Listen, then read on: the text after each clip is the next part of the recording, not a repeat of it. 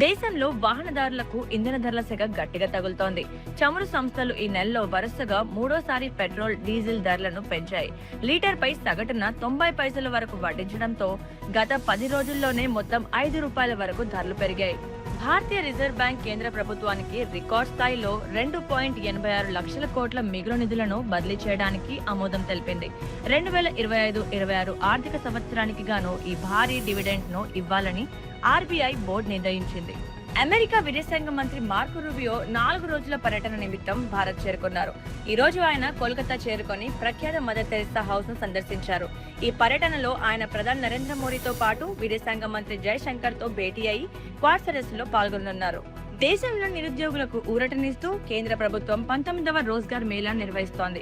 ఈ కార్యక్రమంలో భాగంగా ప్రధానమంత్రి నరేంద్ర మోదీ దేశవ్యాప్తంగా ఎంపికైన యువతకు 51,000 కంటే ఎక్కువ నియామక పత్రాలను వర్చువల్ విధానంలో పంపిణీ చేయనున్నారు. లడాక్ ప్రాంతానికి మరింత పరిపాలన, ఆర్థిక మరియు శాసన అధికారాలను కల్పించేందుకు కేంద్ర హోంశాఖ సరికొత్త ముసాయిదాను సిద్ధం చేసింది.